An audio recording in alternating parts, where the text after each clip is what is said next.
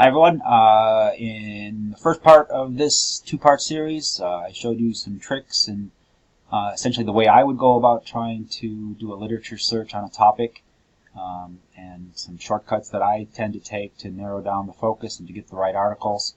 In the second video, I'm going to try to show you, what you might do with some of those references, and how you might get a hold of them and get the reference list once you've gotten to that point in the search. So remember, this is where we left off. We had conducted a search looking at diabetes management among Hispanic and Latino individuals. We restricted it to journal articles, and we got down to about 60.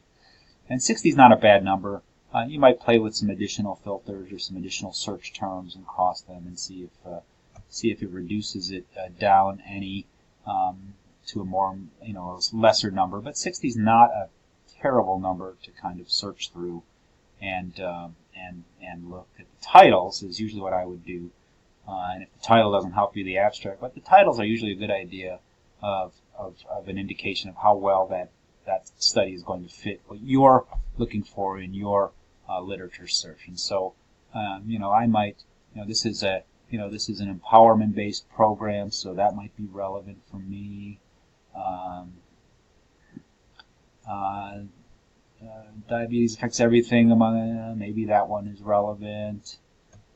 I might skip this one because this is a magazine article and I'm not sure I really want a magazine article or periodical.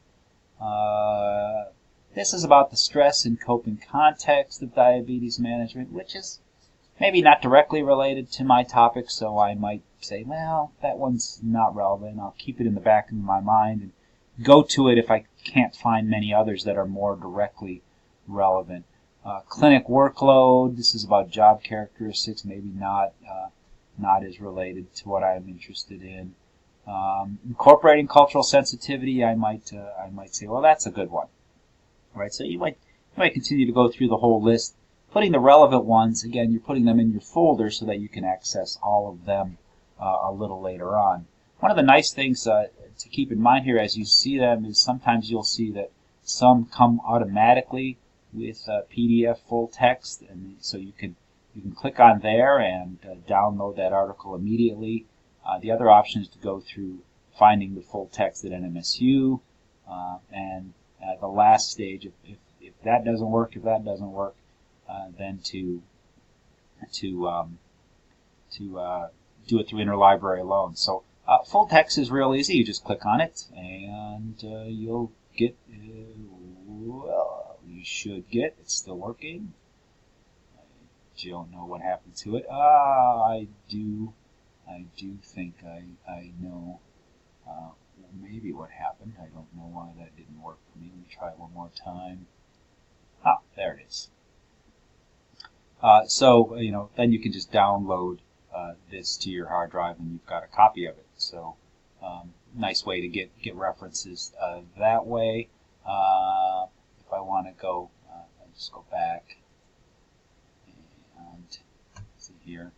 The other way to get them is through is to see if they have them as full text at NMSU. And so where's one that let me go to my folder because I know the ones I selected. Oh, okay. Good lesson there. Don't use the back button when you are getting some of these because it forgets your folder. So I wanted the empowerment based. I wanted this one, and I'm just going to pick this one. So I have 3 of them. Go to my folder. This one we can see you can get it as a PDF. This one you might want to see if you can get it at full text through NMSU. You'll get a well, this has changed. This is a little bit of a new interface that I haven't seen yet that the library must have implemented. So this says that it's available through Sage Complete. Click on that, and you should be able to work your way through that. And there you go. You can download the PDF here and get that article. The last option is again to let's see, how do I go back? I want to go back. Here, and here's my folder. Would be to go do it through interlibrary requests. Interlibrary Loan is a great service, and usually you'll get them within a day or two. It's not like the old days where they actually came by mail. They'll come through the library portal, and I've gotten them in as recent as like an hour sometimes, so you can get them that way.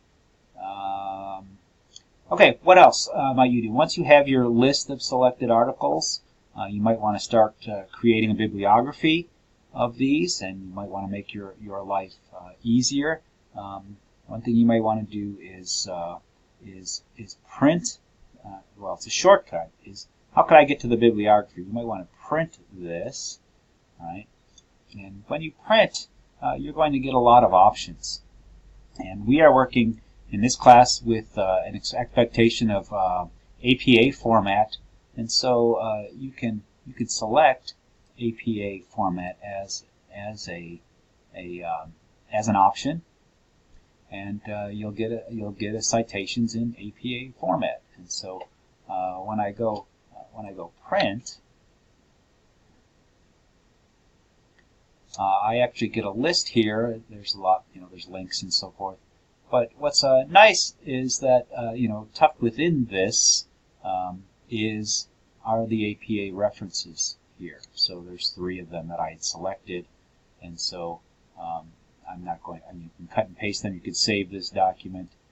You could cancel, and here you still see it, even though it's not going to print. And this is actually a better place to take the references, copy them, open up a Word document,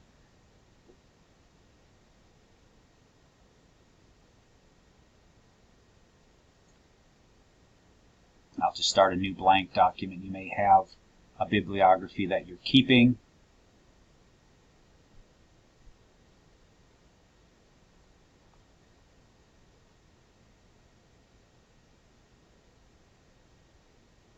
Okay, I don't know if it's acting extra slow because we're recording.